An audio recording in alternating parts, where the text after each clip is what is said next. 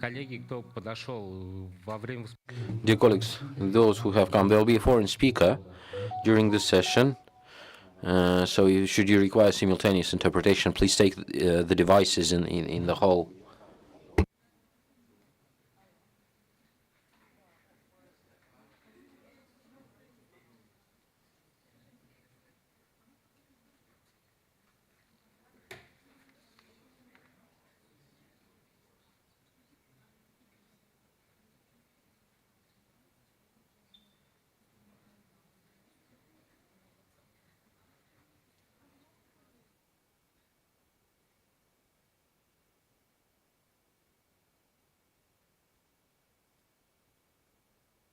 Виртуализация жизненно необходима для современных IT-сред.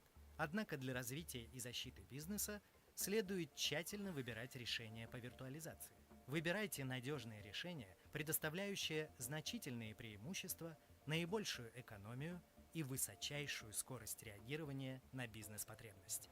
Облачную платформу SpaceVM.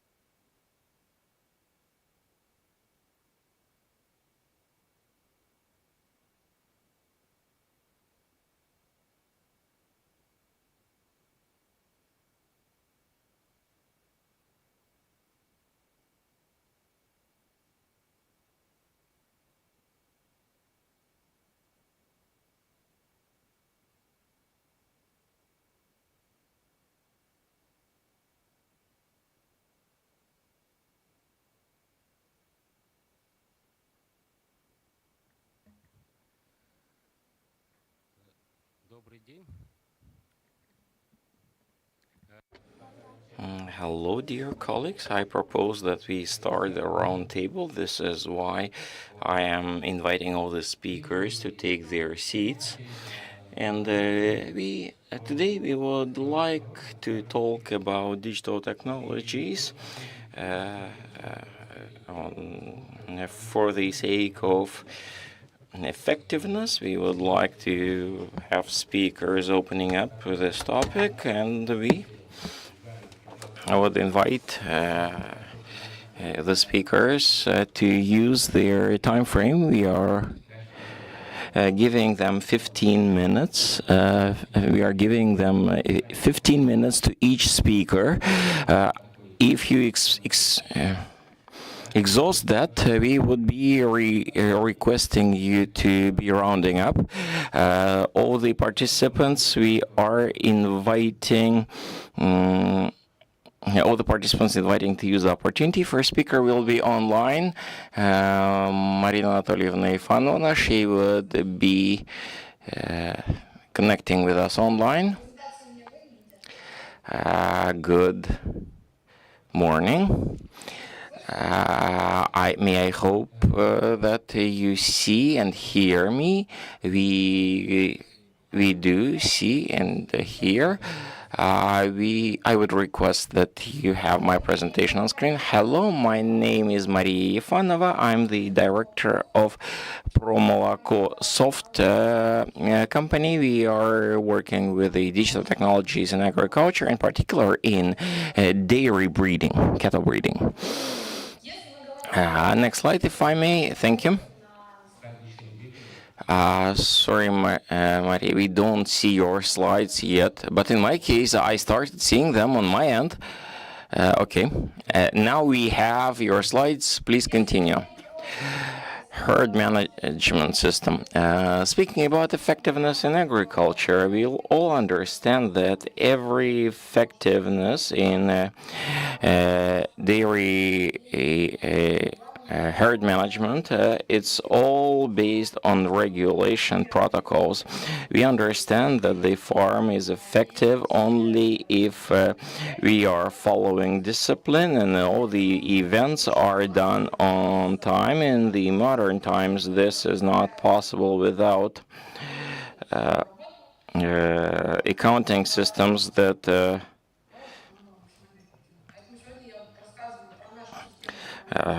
to make sure that it's very effective. That's why I would be speaking today about our management system. It's, in our case, our solution is called Promolako Soft. I would like to speak about the principles that we are putting into the program. The first thing is that we are putting it into the life cycle of the cow, and we understand everything necessary along the life cycle, lifeline of the animal, and thus we are organizing all the events, putting it into the schedule. It's following the second principle that the weekly schedule we are having on a daily basis. Every staff member is receiving respective areas to functions to perform, then control. Third element is, of course, data analytics. We can be doing that. We are collecting things online mode on everything we've done with the cow, collecting the data that is helping the manager to understand what's right, what's deviating, etc., what managing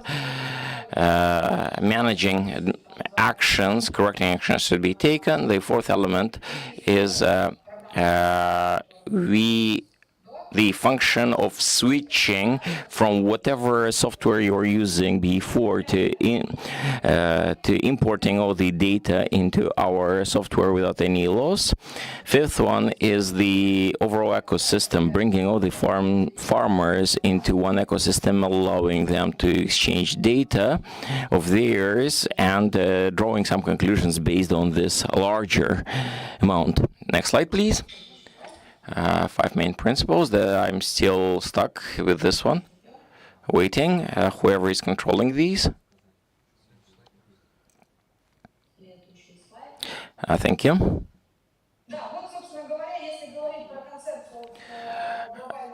Speaking about the concept globally, we are having the cow in the center of our operations. Then, of course, processes, people, and data. Without that, working on a dairy farm can't be effective. Next slide. And speaking about business processes on the farm, the first thing we did when we started developing the program, we have digitized all the processes at the farm, and we understand that at every farm nowadays you are having over 100 processes. Next slide. What are those processes? Top left, zootechnical, veterinary work, breaking down, for example, veterinary vaccination, treatment, whatever, general farm work, top right, as well as engineering sector, bottom right. Next slide, task manager, control of data introduction. I said that we are having a weekly schedule. On the slide, you see the way the task manager is on your screen. That is helping you to check each of the tasks per whatever protocols, procedures, and you can easily track events on a daily basis. Easy to visual color coding. You've done it, it's green. You didn't, it's red. Then all the components are there, and we have tested. All the farm workers understand and will conveniently operate. This is a monitoring dashboard that is individualized per the staff responsibilities as well as per the farm overall. All the indicators, as I said, can be adapted per your personal tasks, as well as for the whatever manager of the farm to lifeline. Next slide. Keep all events in the animal life under control. This is demonstrating us, giving us all the elements, all the tasks that have to be done, services provided to cow from the moment of its birth or coming to the farm to the moment it leaves you. Technological protocols, as I said, effectiveness, not performance, not possible without discipline, without certain rules. And as a very good specialist used to say, the farm is a dictatorship. It's just dictatorship. Keeping in mind the current staff demand and hunger we are experiencing, it's important that everything is in protocol, everything is overseen correctly. So you can take whatever of the protocols and adapt it to your own needs, or you add your protocols and fine-tune it to the reality. Warehouse accounting, the system allows for the accounting of whatever you have. For example, here we are demonstrating veterinary substances as well as insemination materials. We'll be adding with various other functions, dairy, etc. It's all integrated with the accounting system at the moment, 1S, 1C in the Russia, etc. All the inline. Control milking data allows you on a weekly or monthly basis to be updating the data on the milk you get, fat, protein, somatics, everything else you are getting from the lab, easily imported, filling the table, sending it to the lab. Lab is then verifying, I guess, whatever, returning it back. You're just pressing import, and there it is.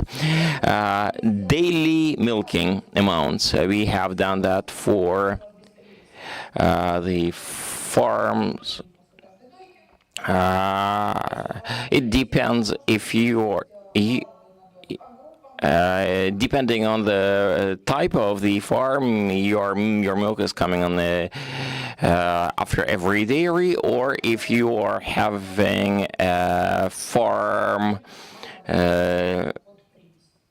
we call it in Russian previous, or you can be putting in the data on a weekly basis or whatever.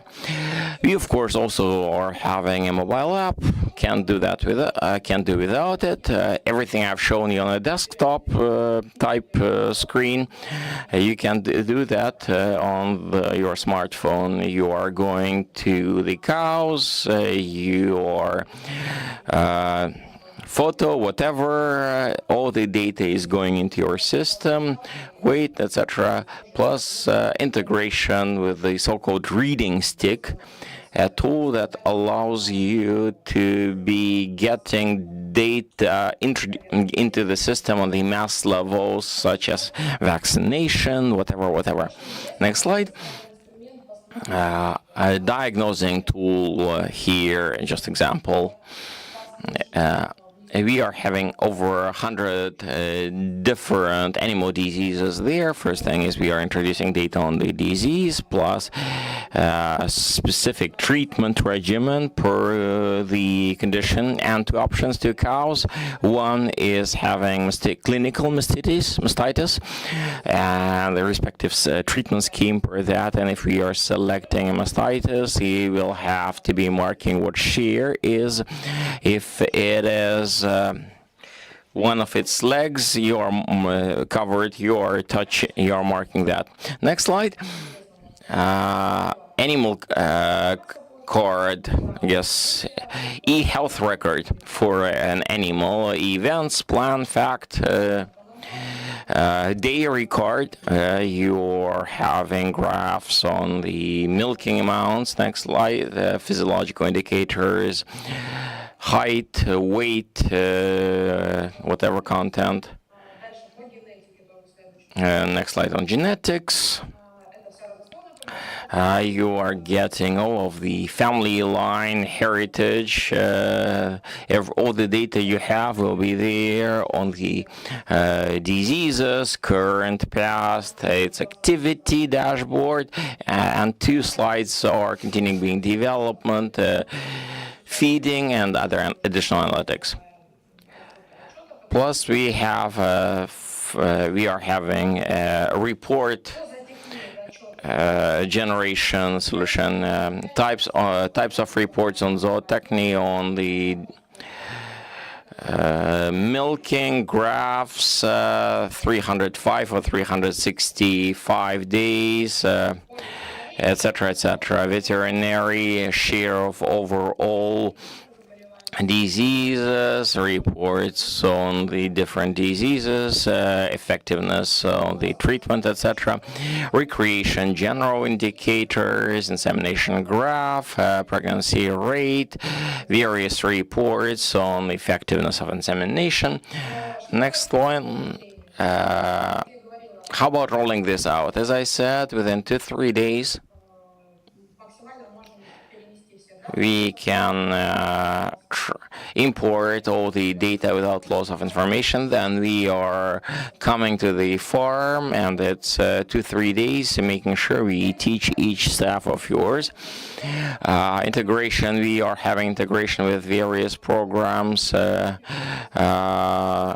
state programs, feeding, accounting, etc. That's it. Thank you for your attention. I think I managed to into my dedicated 15 minutes. Thank you very much, Maria. Do we have any questions from the audience? No questions? We will have to be speaking into the microphone. We are having people outside of the audience in online room. Hello, my name is Alexander, Syngenta company. Could you please share how many farms in Russia you have already covered, and what regions you are having predominant your presence in? We started at the beginning of the year. 16 farms are using our systems. I wouldn't say pre-downed regions. Belarus, Vladimir region, Udmurt Republic, Krasnodar, Altaiский Krai, as well as Moscow, region around Moscow. Other questions from the audience here? If not, thank you very much, Maria. We have spoken about cattle breeding. I'm inviting Natalia Dmitrievna, who will be speaking about all the prospects of digitalization in agriculture.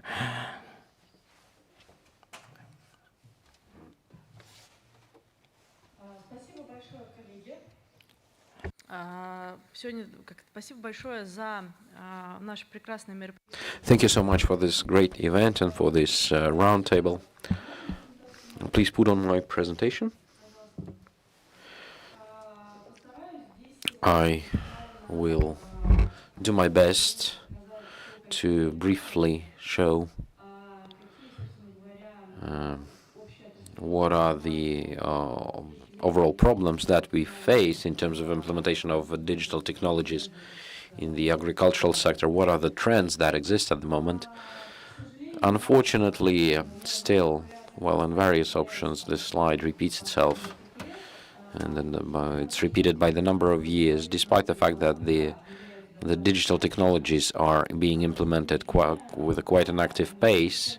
Agricultural complex continues to be one of the least digitalized industries in the world and in Russia as well. And that is related to the fact that the speed, the pace of digitalization in this sector is higher than in the other industries. Now, but still, the potential to implement the digital technologies in the agricultural complex, it is quite big due to the effect of the low existing base. So this is the data on Russia.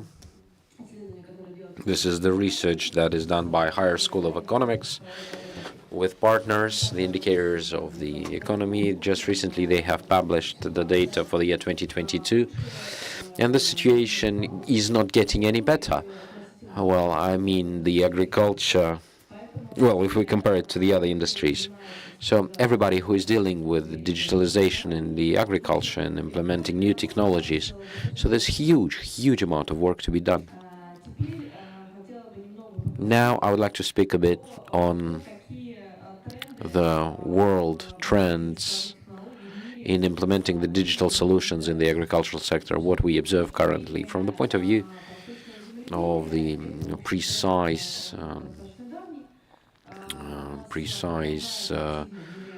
agriculture. There's also differentiated norms of precise fertilizer administration, and here I would say that more attention is now going towards hardware rather than IT. So the IT part, when we speak about precise administration of fertilizers, and there is a load of pinpoint tasks that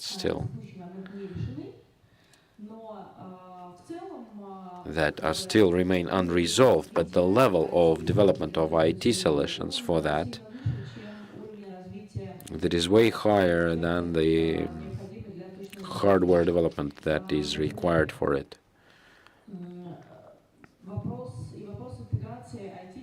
And the issue of integration of IT solutions and the usage of the drones, agricultural machinery,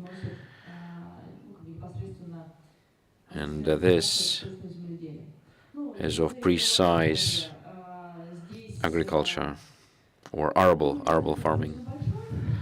Here the level of development, I mean the distant probing and drones, we constantly improve the quality of the models that we use, and that is done with the usage of AI as well. It allows us to better interpret the acquired data from the drones and from the imagery that we get.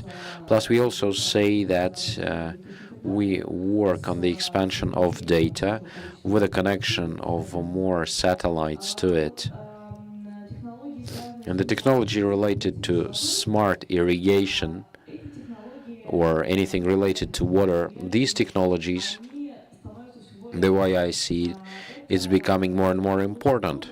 And year to year, the attention to the technologies of irrigation and technologies of how to work with water resources, it improves. In my opinion, it is related to the climate change because the share of territories that were suitable for agriculture before, because of the shift, the shift in weather conditions, there's less arable lands available, and so the issues related to the usage of water resources are becoming more and more important in the nearest future. So the system of control of farming control, that is not a new system. The way I see in my practice, we are moving from the stage of implementation of control systems to the stage of their integration and implementation of the complete solution to their management. Pretty much, okay, not quite a noticeable part of the agricultural parts. They have implemented the digital solutions already, and there are back office operations, and they digitalized a part of the industry, and now they have a task to tie it together within a single contour in order to make a new step to get the good systematic effects from the digitalization of their activities. AI and machine learning, this topic, it is a growing trend, and this trend is going to grow.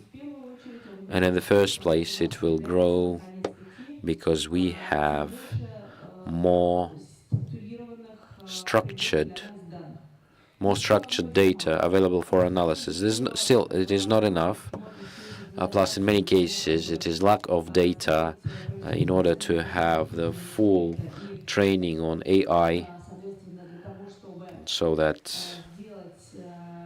well, to make this usage, to have it deep and systematic. But the process is quite active, and it's going to continue as such.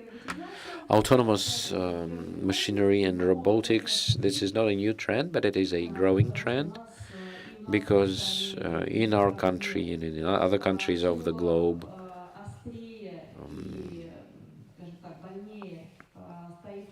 the issue related to staff is becoming an acute one. There's less staff available, well, physically, or people who would be in the working age, or those that are willing to work in the agriculture. We're not getting any more of them, so the numbers are going down. Plus, there's a skill set issues related, because agriculture today, we're not always able to provide competitive conditions of labor. Talking about salaries, IT specialists in agricultural firms, they're way lower than the average salaries of similar specialists in fintech sector or in insurance companies. And it leads to the fact that, well, talking about engineers and technicians, well, for instance, in the recent years, the level of salaries in the industry has grown significantly, and part of our technical staff migrated to the industry from the agriculture. So it's getting more tough, and it's getting more difficult for us, because here the situation with staff is getting more complex, and that pushes the farms to go towards robotics. So there are more and more solutions that appear, and people that work in that sphere, they start to move not towards the robotics of a separate operations, but towards the creation of the robotics complexes as a whole solution. Like when there are different systems, robotic systems, they are tied together in between each other, they communicate. Here, the issues related to the regulation, there's quite many of them, but I believe that they are going to be solved. And this point is one of the key points of growth from the point of view of new technologies or digital technologies in the agricultural sector in the nearest future, so another 5 to 10 years, so to say.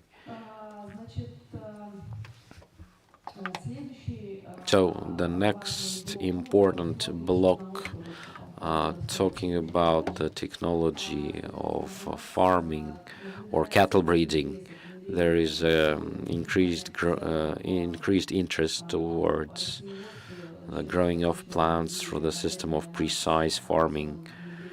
Implementation of the new technologies is higher. The cattle breeding is kind of, adding to it. There are more solutions that are becoming available, and I see the trend to unite various solutions in the unified system. Important and quite a noticeable trend on the market is the trend with regards to the transparency of the supply chains, and talking about the global approach and the largest venture, this Z grocery, the largest deals that we see in the world in agriculture. Its geography changes, the specifics might change, but the e-commerce marketplace and this topic, it is growing. It is one of the largest on the market still. And the controlled growing in the sugar circle is growing. Also, there is a development of the city farming. And those that, if you track the venture technologies, it is not that noticeable in Russia, but in the world, everything that is related to space technologies, it is developed quite actively. And this market is growing with significant speed. And we get an increased attention to the growing of food within the space systems, bio IT and digital selection. It is not a new trend. It is a continuing trend. It's going to continue to grow. There's nothing extra to it. And the trend related to the personalization of consumption, in my opinion, it is a growing trend and it will grow. We get more opportunities to establish personalized systems of feeding tied to the health within the analysis of the data, tied to the physiological activities of the human. And this system, that is the system of analysis of gadgets in our regular household environment, which allows us to correct our food intake depending on whether you have experienced stress or you have had lack of stress, whether you partied before. And here it will amend the foods that you consume. And we are going towards personalization. Everything that is related to the personalization of food intake, this is one of the largest markets within the horizon of 10 to 20 years. Because from the point of view of the nearest possible horizon, this is still a novice thing, quite an expensive solutions, not only from the point of view of getting the data from the humans and how to analyze it, but from the point of view of getting this personalized food, because it has to be cooked, and it has to be cooked personally for each one. And now this is done by people that, deal with it. They cook individually for themselves. So it is quite difficult now to move it to the industrial part. It is impossible to move it. But I believe this is one of the largest markets of the future. Here, a very brief overview. Here, when we speak about the implementation of digital technologies in the growing of plants and growing of cattle, it's important to understand that these digital technologies, they give good economic effect, and it can be quite a big one. It can be quite a big one if there is a complete amendment in the agriculture in terms of implementation of digital technologies, not in one point, but in many points. With regards to the growing of plants, the effects are quite obvious as well. These two slides relate to the cattle breeding. When we're talking about trends, they're way wider, as I have mentioned before. But with these two slides, I would like to light up that the implementation of such solutions for the agricultural producers, that is the economically viable projects, they it's not just a matter of time, you know. Here I would like to mention, these are my contacts, and before I worked in the Skolkovo Fund, and now we are developing our non-commercial organization. This is National Association of Certified Advisors. We are working quite actively with agrarian startups. We assist them in their development. Here you can see my contacts. We can communicate.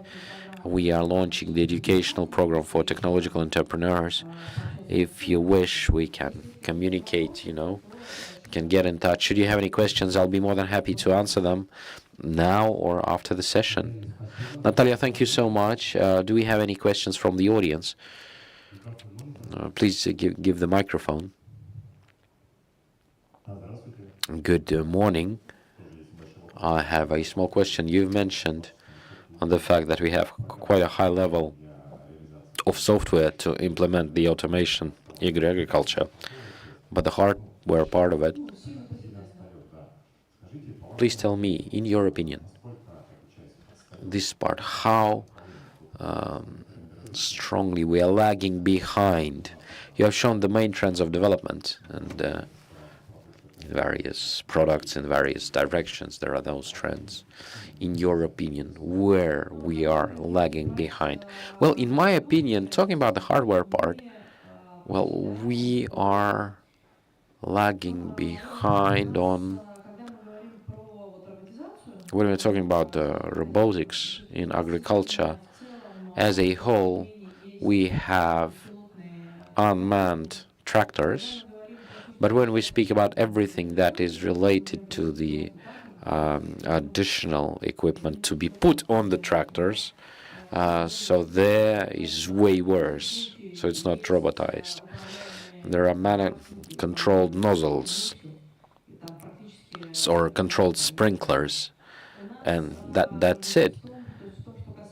What relates to the robotization of all types of agricultural operations, that is the tractor. Tractors organized way better. And talking about the excessive work, the level of automation is higher. I mean, the processing of stuff. There, the robotization levels are higher. And what's going down there, that is on the acceptance on the raw feedstock, raw materials, and the hardware robotization there is lower. Talking about cattle breeding, and coming back to the growing of plants, and talking about drones, UAVs, spare parts is the main problem, because we have many Russian companies that assemble drones or UAVs in one or the other format or under certain configuration to solve agriculture as well, and heavy drones as well. When you start communicating with them, when you dive deeper, as in the majority of the projects, the spare parts, they're not Russian. So if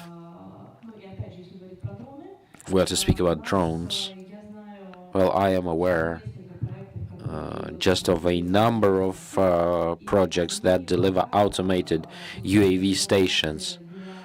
or UAV stations for sprinklers. I haven't seen none of them. They allow the drone station to charge them and then go and fly again to do the mapping, digital imagery. But for sprinkling, like reloading with fertilizer, this part is going down. Talking about cattle breeding, wearable sensors, the devices that are put onto the animals and that are reading the parameters of the animals. They are either coming from abroad or they're just absent here. We are lagging behind as well from the point of view of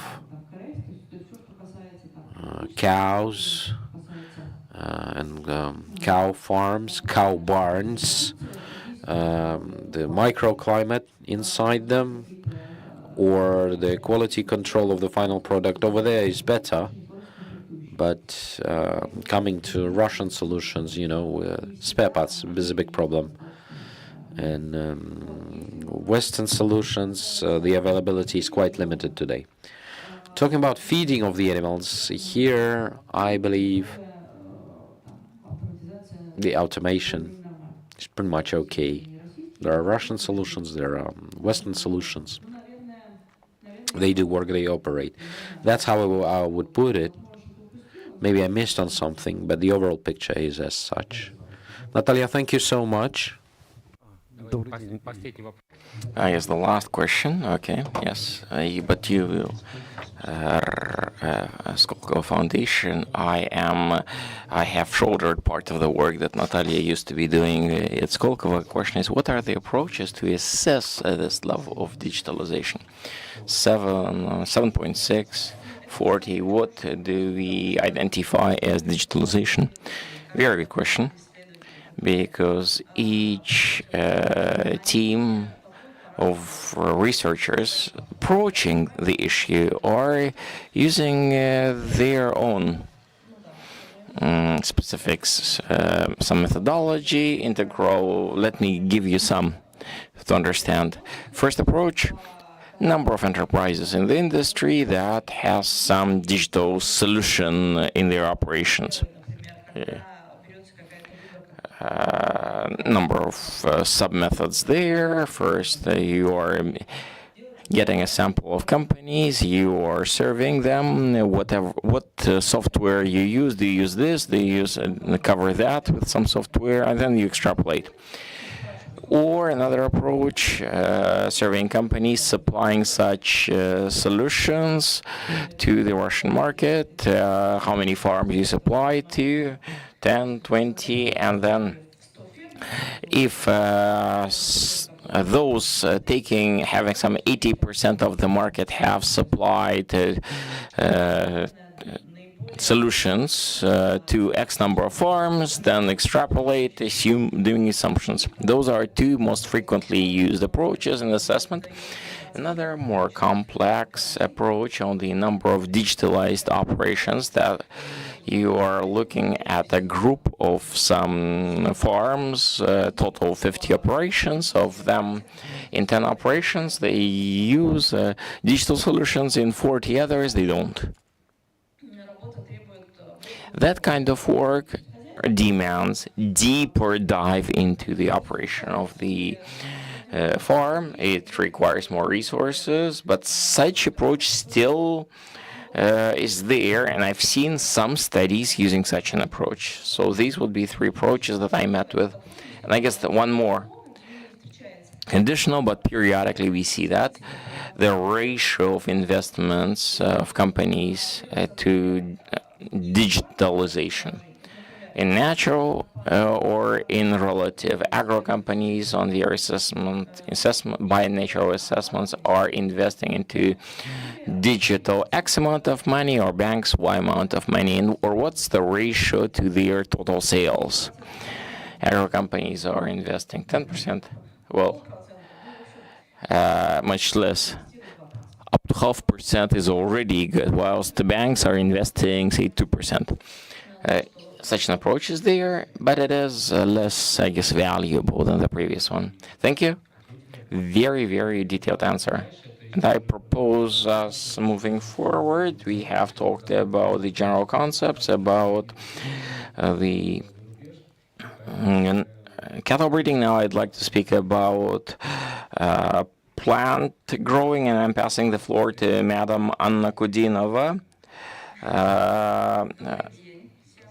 Digitalization of agriculture in India using Russian IT solutions. As part of this roundtable, this will be the first time we will be talking about international topic together with a partner. I guess for the future, may I please have this put on screen, both slides and the video of my colleague. I see that we have somehow jumped over whatever has happened with a colleague.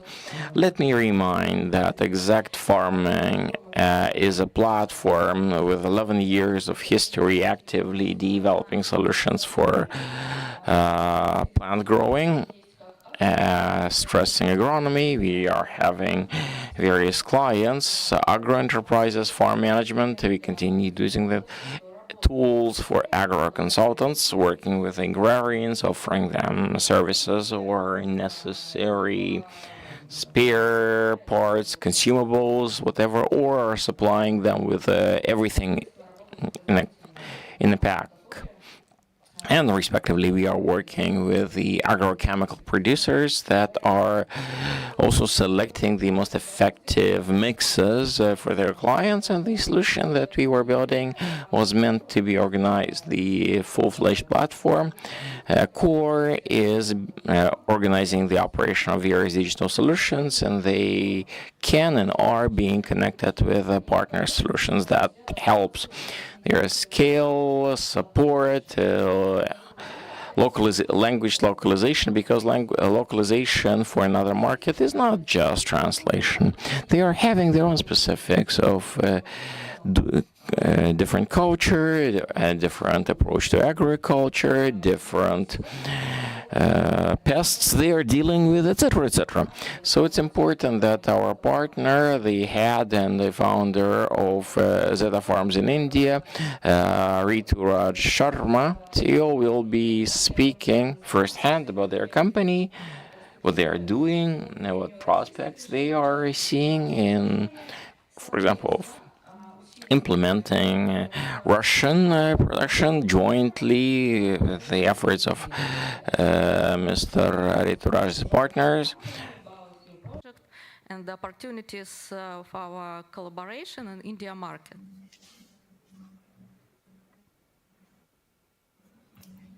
Hello. Thank you for the opportunity given to me. Quite excited for this partnership and uh, utilization of the exact farm in the technology in the Indian agriculture ecosystem. Just a brief about Zeta Farms. You can put up on the next slide. Uh, so Zeta Farms is creating farm projects, large-scale farm projects, wherein we include smallholder farmers along with the major landholders who can utilize certain form of technology. Why this technology? Because we together believe that data is of prime importance in giving the right direction and capturing the right information so that the next steps can be designed in agriculture. We agree there will be certain points which will not be in our control, but know about those parameters in the data so that we can take the right action point. We'll move on to the next slide. So how we do it. So when we manage large scale farms, try to improve agriculture productivity, also include sustainability and not compromising with the profitability of the farms.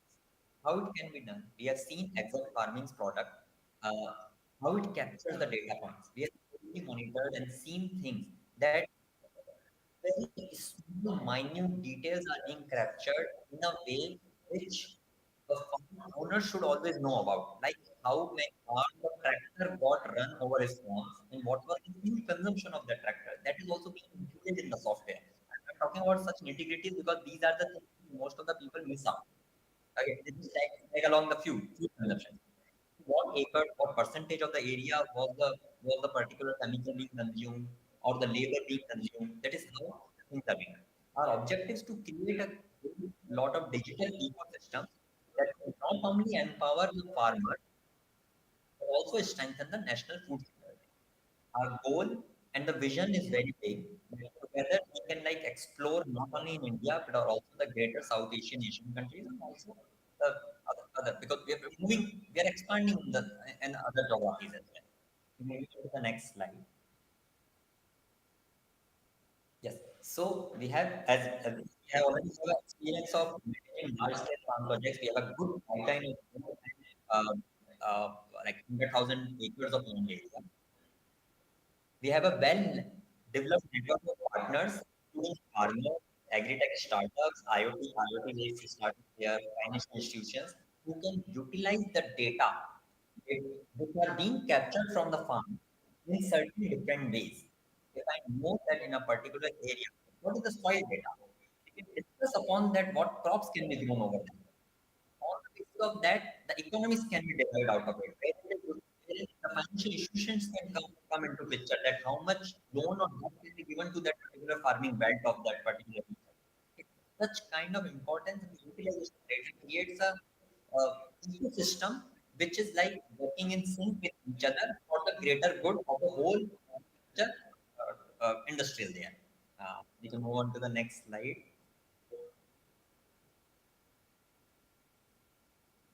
Yes, so this is about data. Next slide. It's my slide for summarize our speech with Rituraj. Thank you very much, Rituraj, for joining this meeting. Мы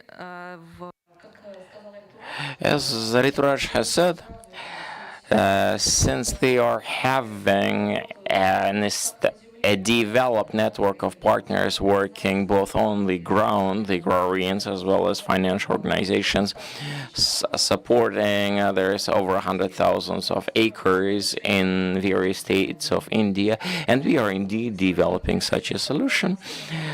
Solution meant to they are having the product of farm managing, a product for consultants, products for financial organizations, and local partners are indeed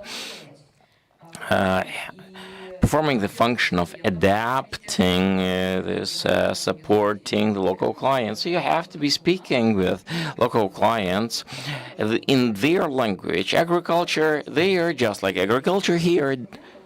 Agriculture there, just agriculture here, or don't like us to be coming, visiting them just once a year. We are seeing great potential in the collaboration whenever we are having matching understanding of how to work with partner networks, with clients, when you are having rich experience from a local partner and they are in the market, they are having a network of clients and partners as well as other readiness to support them technologically.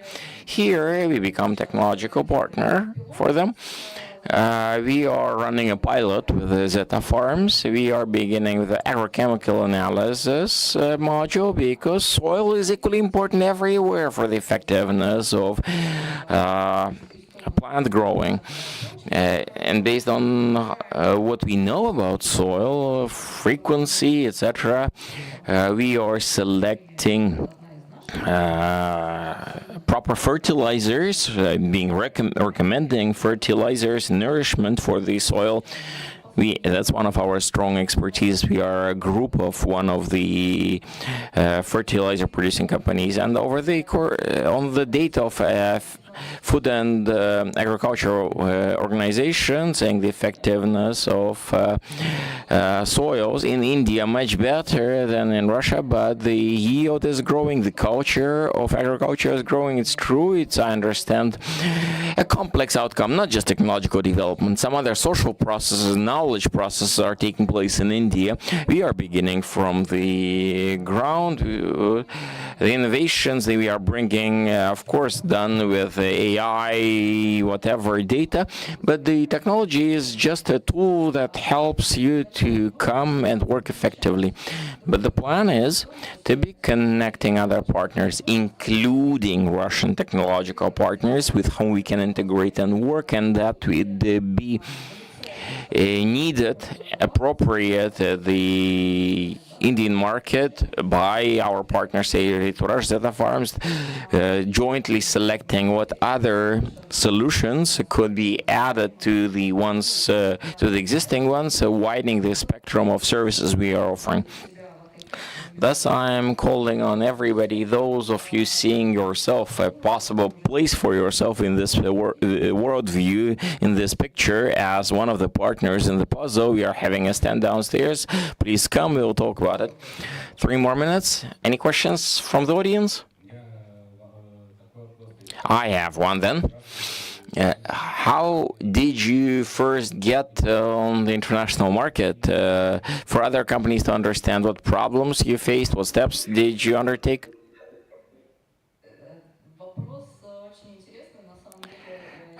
Quite an interesting question. I am fighting.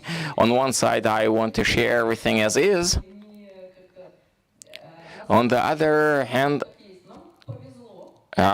frankly, we were lucky that it was Rituraj from India that found us and has shown his initiative. I should be ashamed to be speaking of this from stage, because it would sound better if I'd say we were hardworking, looking for partners, running about the planet, looking for the people. Unfortunately, it's not so. It was the Indian side. It was Rituraj who initiated this partnership. He's been working for quite a long period of time, working with various partners. He was looking at our solutions. We didn't meet him yesterday. We are having more than a year since we have actually entered the relationship. So we have benefited from the initiative of our partner, responded with joy, thinking of how and what can we actually offer. That's our story. Speaking some other projects of ours with other products and other markets we are looking at, that would be quite a classical story. We know what we are capable of. We are not a small startup. It's been 11 years is some time. We know we are looking at trends at various markets around Asia, around Africa. What are they growing? Plants, products, or trend for the shortening supply chain? When did that trend start? What is the life cycle? What can we offer? No more than half year of technological development required on our side, and then we are coming with an MVP, with meeting client network, using the clients, using the opportunity of exhibits. Kazan Russia Islamic World exhibit here in Kazan Forum every May is a wonderful opportunity to reach out, is contacts, but that would be different from this story. I would have a question to you. I didn't get what those connecting to the platform get. Data, is it services? They will get clients for money on another market. We are selling our solution together to the end user. It's adapted to another market. It might look differently, but by essence it will be sales. So can we say it's a marketplace? I wouldn't call this as a marketplace where you're having great many sellers and buyers meeting each other for their needs, whilst in And here it's a very niche story for a specific type of plants, working with the soil, soil works. It's a complex of solution. It's just right now there are a certain number of solutions, but it will be more and more of them, possibly UAV, etc. And that is actively developing in India. They're having their own wonderful solutions, and if they integrate and will be integrating local Indian solutions, that's wonderful. Just like Russian could be used there as well as the reverse way is possible. Who is doing the operation? The partner does. The partner is doing that for many years, and you in reverse. Thank you very much. Anna, thank you. I would like to give the floor to Natalia Valerievna now. She will tell about various tools for the development. Yes, hello. I represent the venture studio of Rossельхозbank. We are the base bank of the agricultural sector. We work for 25 years in that market. We are saying that we are feeding the country. Say, for instance, every second or third egg in your fridge was financed by our bank. So we finance agricultural solutions, and we work with technologies and innovations in the sphere of agriculture and accumulating the market around ourselves, creating the platforms for digitalization of various services for farmers. This is a big platform called Svoyo, B2B, B2C marketplaces. You can buy, sell, you can do everything to. We have the educational marketplaces. You can find stuff, agro-tourism, and we are launching a new platform, Pro Vino, or about wine. We're going to dedicate to grape yards. And in addition, we work actively with Ministry of Agriculture in order to develop the market and in order to give various tools so that our favorite industry, that we have more and better technologies and more opportunities to implement the projects, including dealing with school children, students, scientists, so that this digital bridge between the innovations and the agrarian sector is way stronger and bigger, and so that there are more solutions available for the agricultural people, because our people that deal with the development of such solutions, they know that it is very difficult to convince the entrepreneurs in the agricultural sector that they require certain solutions. From this session here down to the field is a big way, and we are talking different language here. And today, despite the fact that even the classical digitalization in agriculture is lagging behind, but there are leaders, of course, and we are looking ahead. And I would like to speak with regards to how AI is going to transform the industry. What do we see? What do we hear when communicating with the market from the side of agro enterprises and startups and venture investors? Who invests what and where, and to share the trends and the vision. And globally, the whole world is now moving thanks to AI technologies. The world is now shifting, and agriculture will shift as well.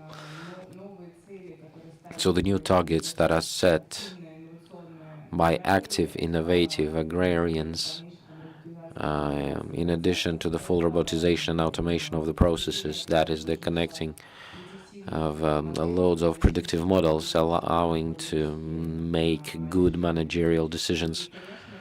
And the second aspect is related to the growth of population on our planet, the need to maintain the soil, to preserve the soil in a good condition. It gives new boost.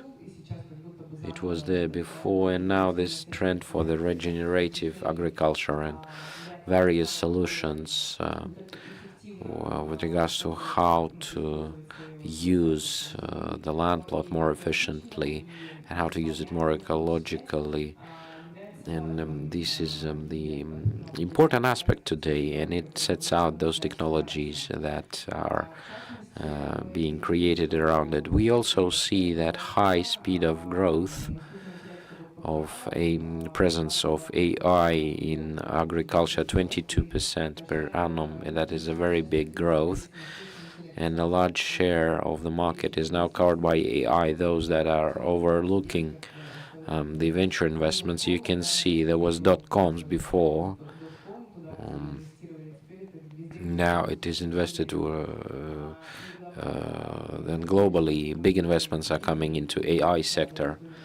And on this session on the International Technological Congress, we observed various industries. It's pretty much all the same. There's a computer-aided vision that is used in agriculture, in construction, in various city technologies. Everything is related to sensors, IoT, optimization of logistics, optimization of quality control, transparency on the market, forecasting, automation of processes, and to exclude the manual labor, to exclude the person, and the machine learning. We have found in our colleagues from the fresh report the trends that within the horizon of 5 years, and we agree to them that a sustainable regenerative type agriculture, smart breeding, higher pace of selection, and the usage of AI here, and everything that is related to the agroeconomics and the technologies provided, and the digital twins of the farms.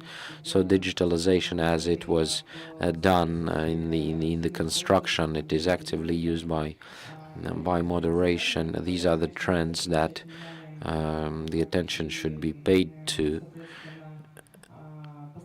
to the suppliers of technologies and the agrarians, in order to understand how we should and what we should be prepared to, how the world would look. I shall note that there is not enough companies in our colleagues, out of them, those that do something in that regard and those that implement a real artificial intelligence, but not the simulation.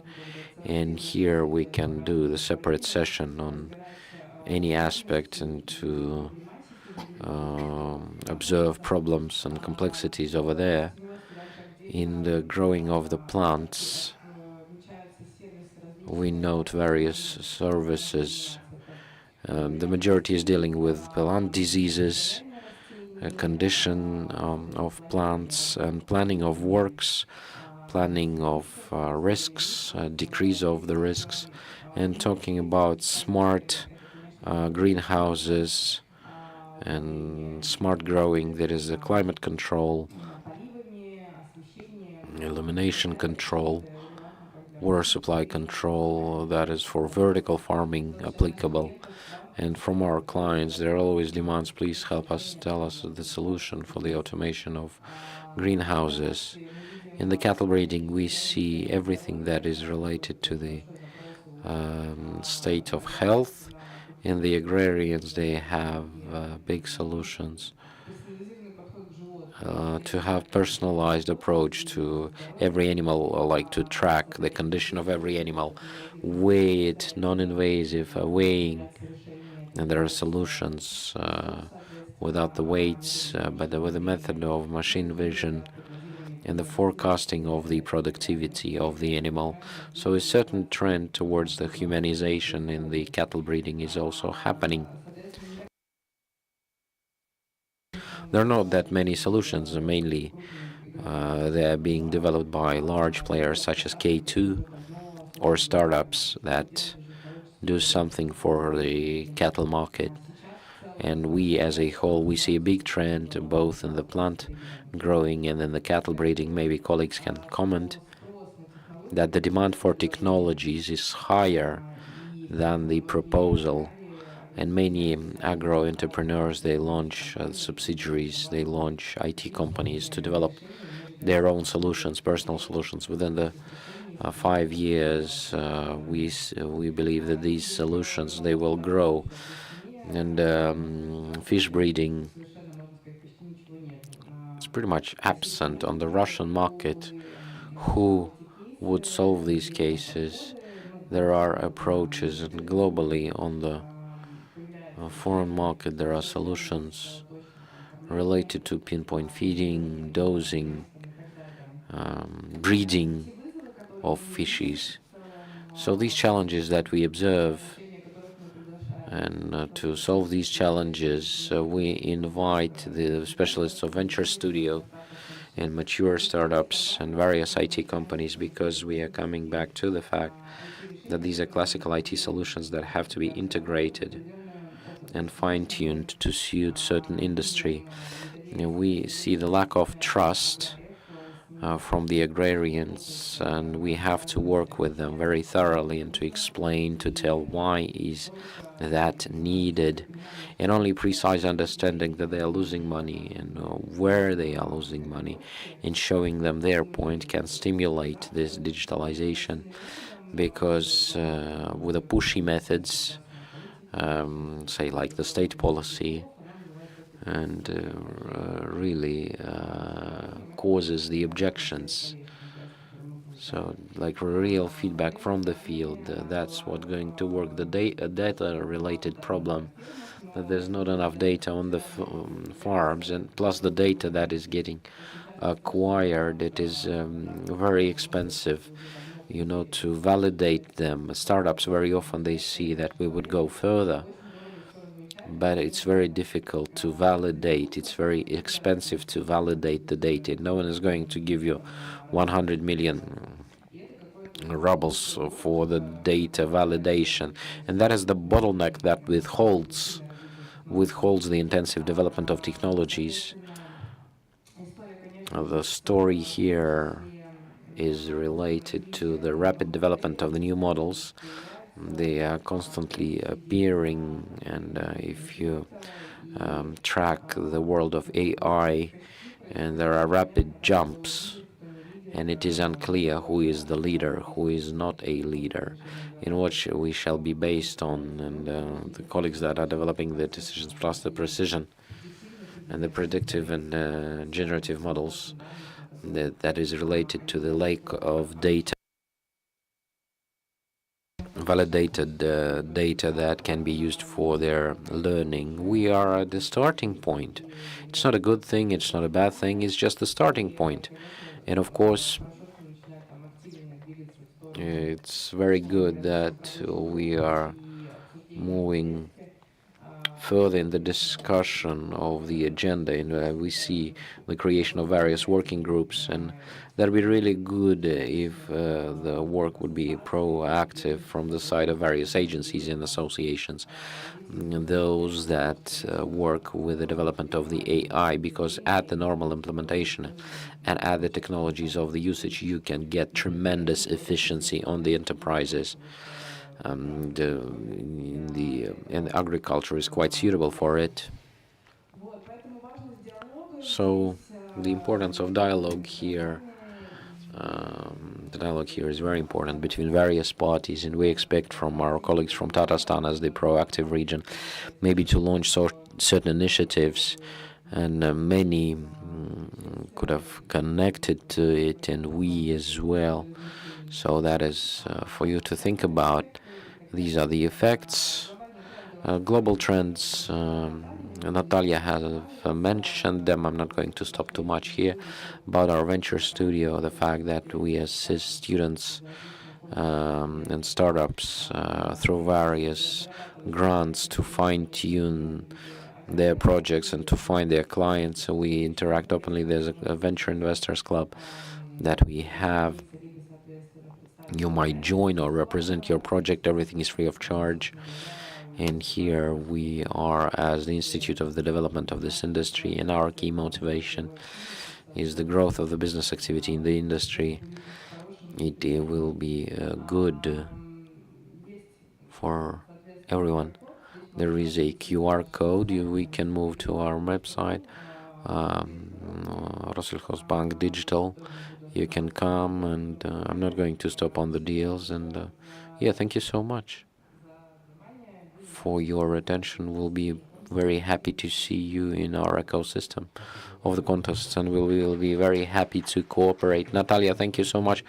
I would like to answer your question. So yesterday there was a demonstration of the AI cases. They are implemented. The AI solutions are implemented on the territory of the Republic of Tatarstan.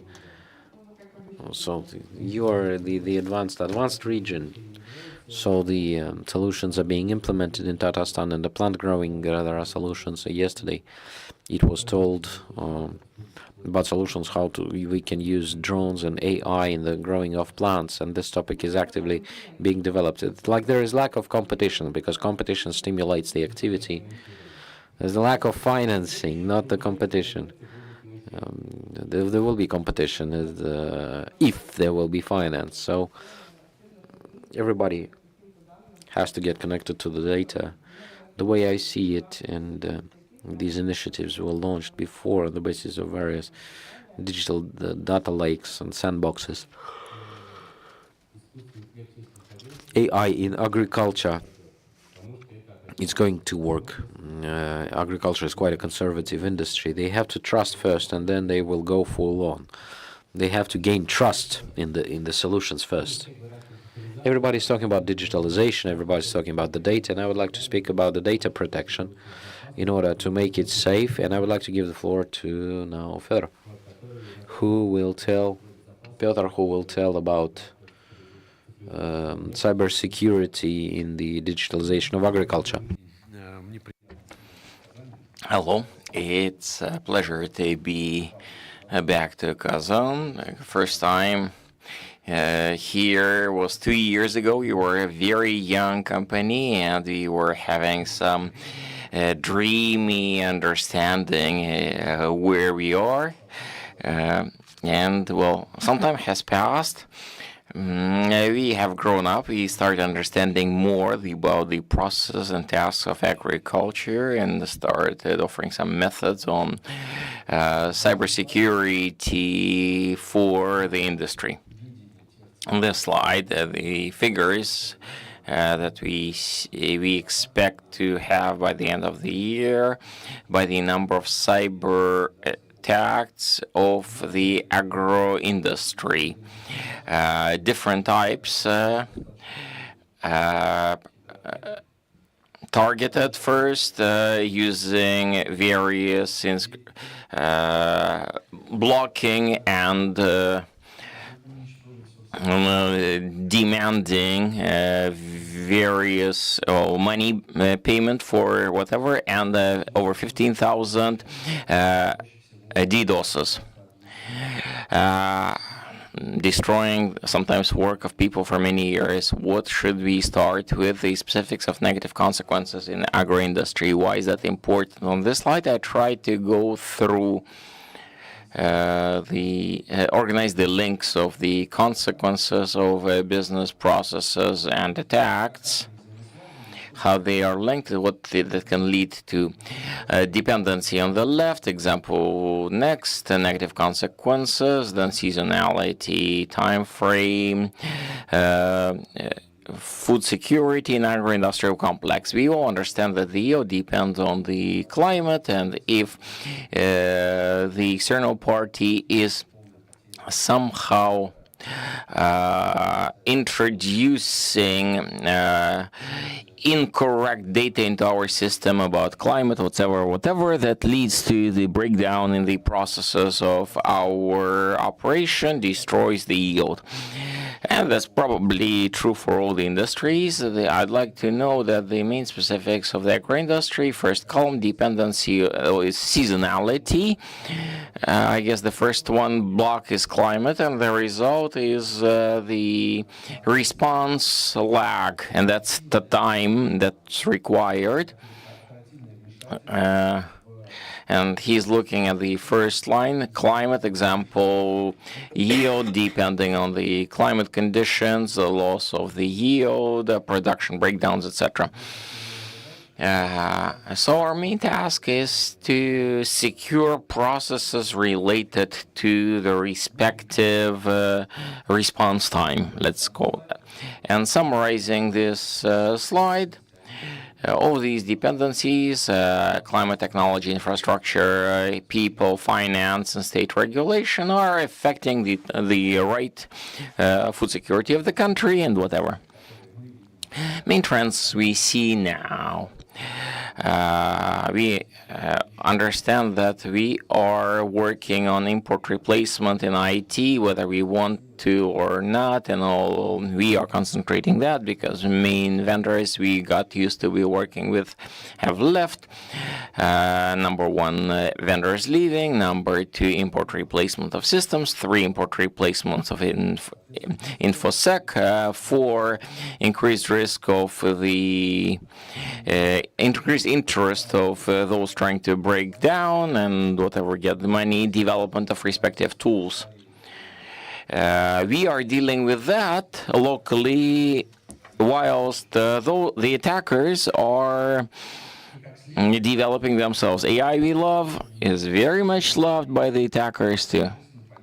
And you understand that as of today, the behavior of our IT systems becoming less predictable. Internal components, modules, tested foreign, replaced but not so reliable, possibly domestic ones, and then the reliability of processes is going down. And in the totality of these chaotic things that draw your attention, you sometimes are losing the priority of InfoSec, and then we start having the growth in the number of incidents. New and developing threats that we are facing with the development technologies. UAV, land or era is growing. We all expect when the benefits will come everywhere. At the same time, it's also a risk because attackers they are looking at technologies, overtaking control of your drones, should be counted for, second neural networks. Speaking a lot about the use of AI, and we ourselves are talking about using AI, etc. But here we have to be accurate about the models we use, because inside you can have whatever there, and you have to be checking and verifying data sets, reliability, etc. Shouldn't forget that. And the last one, seeming somewhat strange out of this world, is a story about the quants. But these allow the attackers to come and approach the topic of brute force and password discovery in a different manner, much more rapidly. Main vectors, or points, let's call them.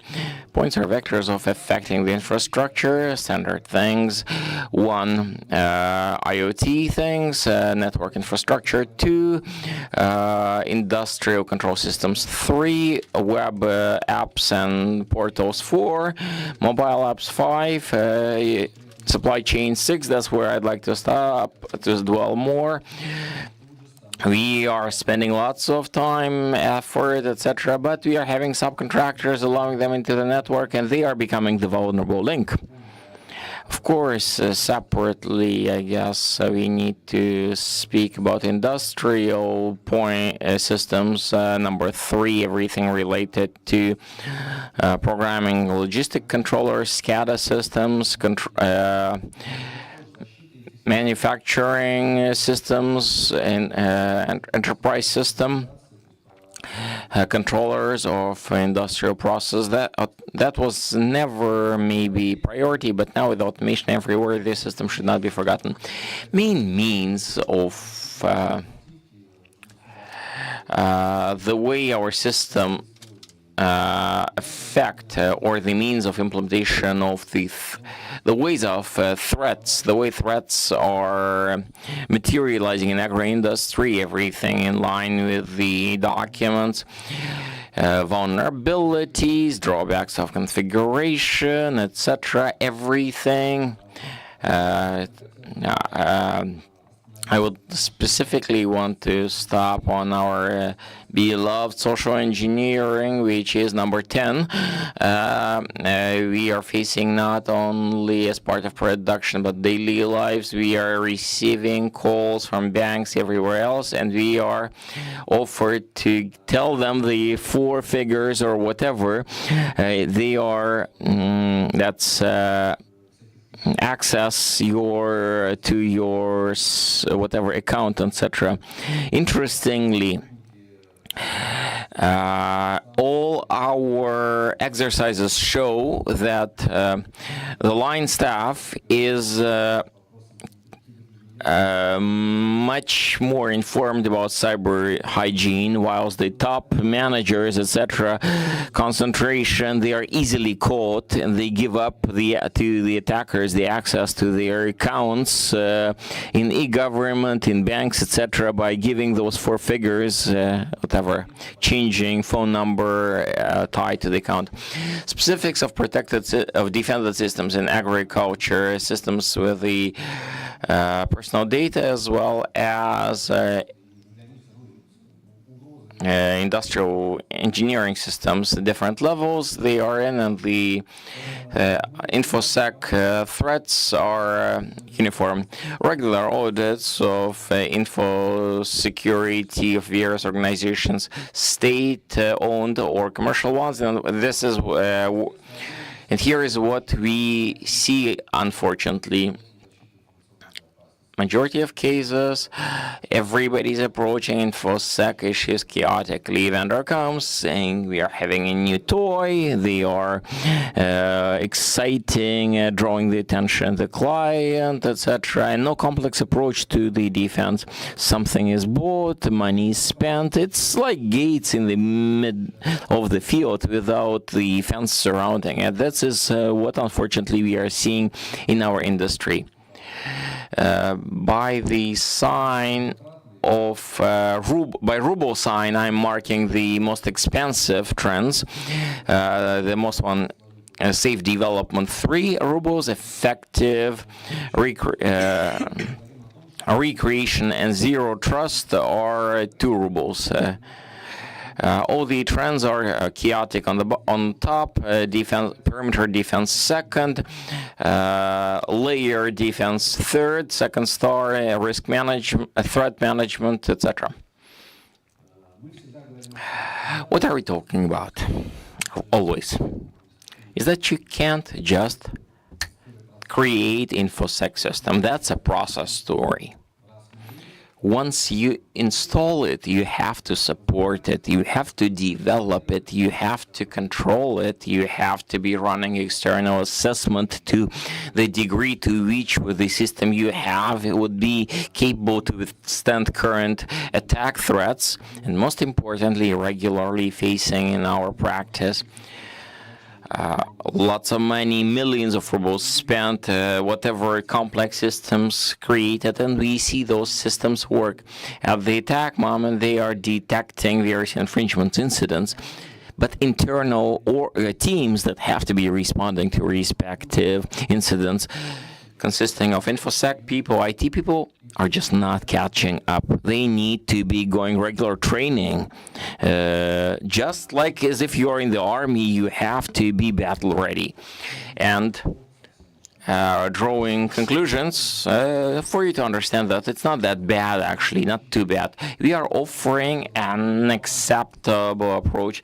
You shouldn't burn everything with Napalm 2.0 and building again. No, you're taking step by step, taking one piece of infrastructure, taking it to the appropriate level, then you take the next one. That's way, step by step, you are building the uniform system of info security. This was in brief what I wanted to deliver. I tried to avoid diving into terminology so that it would be more or less interesting to all. Should anyone have any questions, be ready to respond. We do have a question here. A mic, please. Yes, sir. Just a second, because some people are listening online. Hello, my name is Yelik Fanton, Contour some construction. We are on one side, InfoSec close to me because we are regularly facing the attacks. At the same time, Natalia was speaking about new technologies, new projects in agro-tech, which are specializing also, offering some solutions for smaller agrarian enterprises. So I would be curious to hear how would you see possible solution? Some startups in some small agrarian businesses are implementing some UAV technologies, and for them to get to some experiments, to some results, they sometimes have to kind of be closing eyes, ignoring some architectural problems. On the other hand, we are seeing the growth in cyber attacks, meaning that all those small sensors, UAVs, other solutions that are not fully threat resilient, etc., could lead to important damage for the industry and for whole of the country, any country around the world. So how would you see the true approach to this? Well, in here, I have many hats, because on top of the InfoSec in our company, I'm also responsible for R&D, and in this sense, my staff is actively interacting with Natalia. This is indeed different things on the various on weights. I am the proponent of the fact that InfoSec should in no way be an obstacle for the development.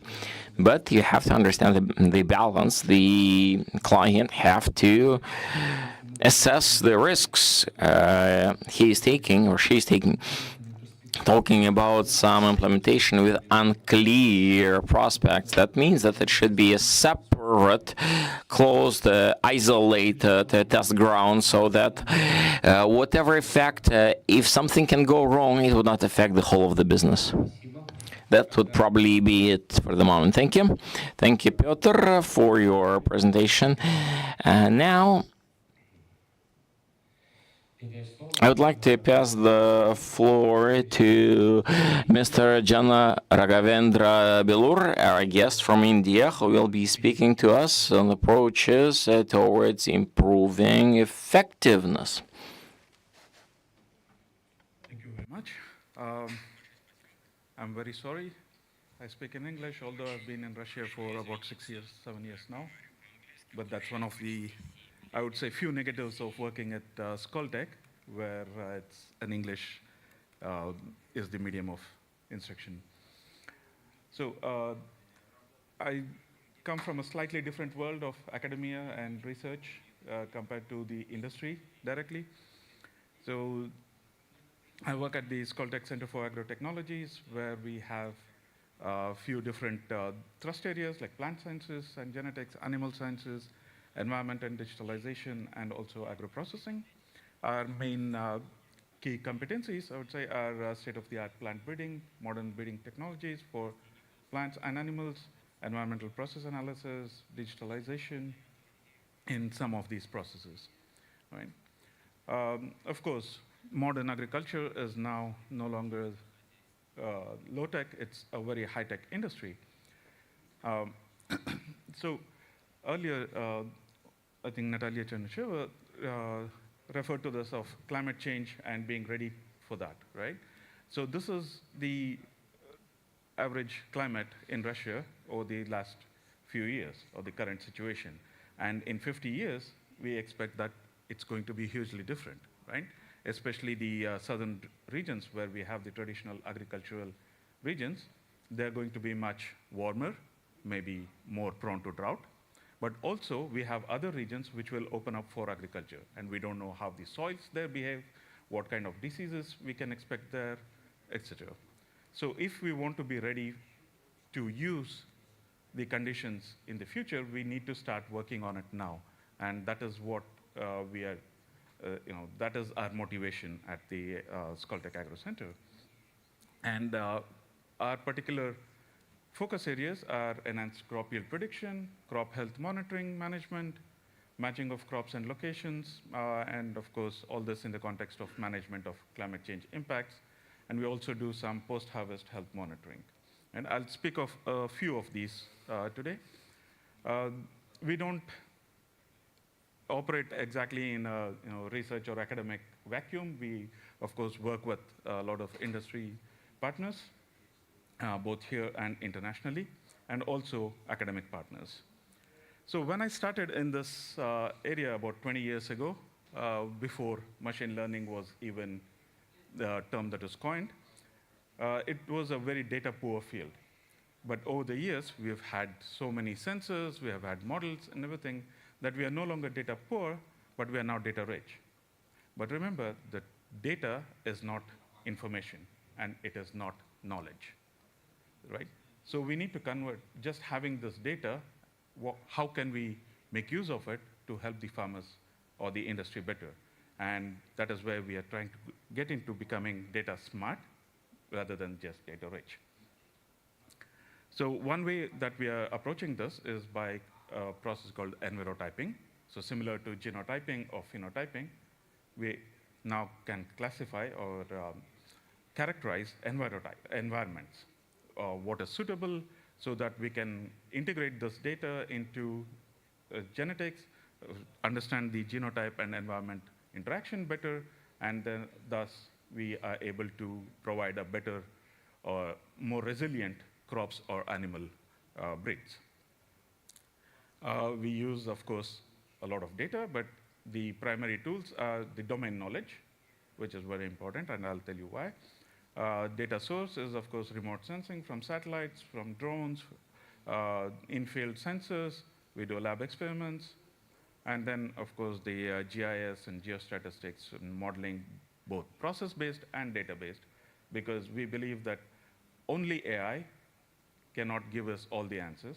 Only process-based or the traditional modeling cannot give us all the answers. We need to be able to couple both of them together. And that is when we get the best results. AI is a tool. It's only a tool for us. Right. And what kind of data are we looking at? It's not just a, I would say, data lake, but we do meteorological data, soils, genetics, market data, stress response.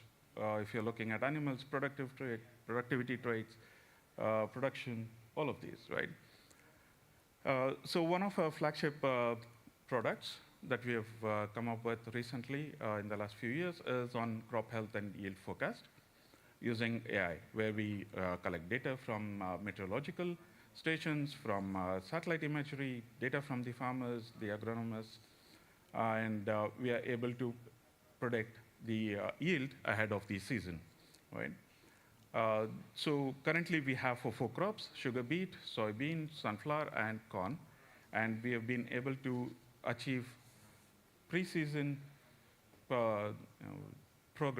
prognosis for the yield at the end of the season in excess of 85% accuracy, which is much higher than what the current market is. Right. Of course, we have started with the smart yield, but we are also developing modules for optimized practices, such as fertilizer and water applications, and also early warning for management of epidemics, both insects and pests, and also other diseases.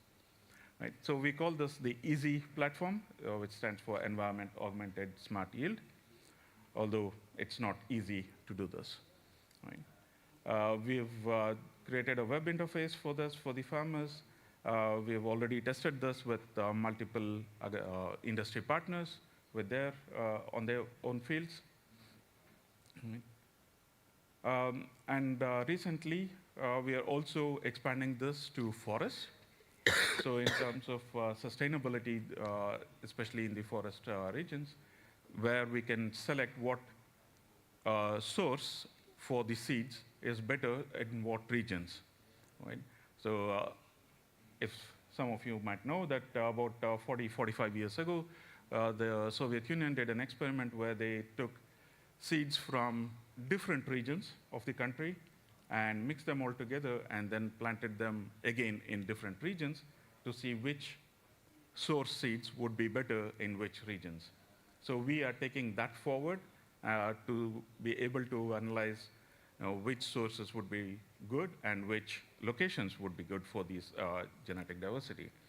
Right? Recently, we got a Russian Science Foundation grant, and we used a similar pipeline as we use for crops, but slightly modified so that we analyze and search for correlations within the tree health, the soils, the environment, and also the genetics, and all this with both AI and crop modeling type, process-based modeling. So if you look at environmental similarity over all the different regions that we are looking at, it looks something like this. It's a mess, right? It's not easy to understand what's happening here.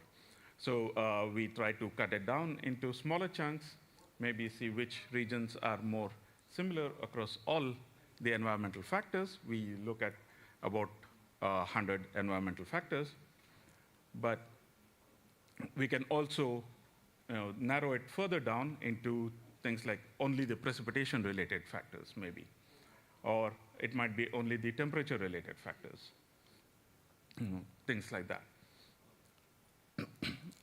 We are also looking at this for animals. We have recently started a project with Thailand where we look at how the environment is changing and how it affects fish productivity, and in fact, the development of new hybrids which are more resistant to these environmental changes. Another of our projects is on forecasting of the carbon footprint of industries. Recently, we were approached by a particular company because right now Russia has lost the ability to use some of the softwares which were developed in the West. So we are helping them with localization as well as import substitution in this particular case, where we take into account all the fuel usage, the industrial, the labor, the all the other factors apart from the environment.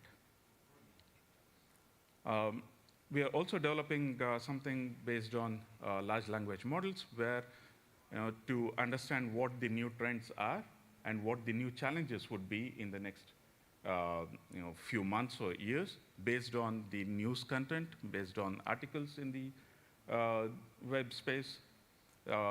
So a sort of an analysis of what is available on the internet. As I said earlier, we need to do both physics or the process-based modeling as well as the machine learning. So some of my students are also looking at physics-informed machine learning for agricultural drought assessment. Of course, there are different kinds of drought, and that which is particularly of interest for us is the agricultural drought. We also do soil nutrient estimation using multispectral remote sensing. We are in the process of developing these pipelines so that it becomes easier to have real-time soil nutrient information, like organic carbon, NPK, things like that, and also pollutants like heavy metals. As I said earlier, we also use computer vision for post-harvest quality control using AI, where we are able to detect fruits and vegetables in storage which are going bad, and we are able to extract them from the storage earlier before they sort of influence the other fruits there. Some other things that we are looking at is also in things like genetic imputation for gene editing, how we can help that, sustainable practices, supply chain, and custom solutions for particular problems that are brought to us. So I don't do all this myself. I would like to thank my team of researchers and students who are putting in a lot of hard work into this. And if you have any questions, be happy to answer. Thank you. Thank you. Do you have any questions for our distinguished speaker, dear colleagues? Thank you for your pitch. When you told us about crop forecast, you said you use different sources of data, including weather data. And we know in agriculture it's very important to have very good quality weather forecast for long term if we want to use it for crop forecasting. But from the other hand, we don't have very good weather forecasting for 3 months or more right now in Russia, at least. So this may affect for accuracy of crop forecast. How did you solve this problem, and how you tested it and checked it? Could you please give us your vision? Sure, thank you. So I completely agree that weather data is sort of erratic in terms of both availability as well as quality. And one of the ways that we do this is also we take the climate projections and downscale them to the regions and try to match with that when we forecast. So for forecasting, we use, of course, time series, the historic time series. We use techniques like LSTM or transformers, temporal transformers, to be able to predict. And so what we have developed is not recent. We have been working on this for about 4 to 5 years now. So we've been gradually improving the forecast ability for the weather itself, right? And then that goes into the yield prediction. So that's the next stage.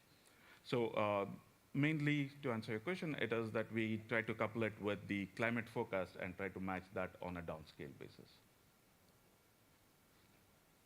Thank you.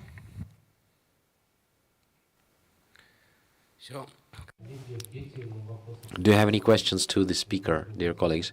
That was the final pitch for this session. I guess that everybody's able to understand. Maybe you will use it, maybe you'll get the effective development in your companies. Thank you so much. We are closing this roundtable session. Thank you.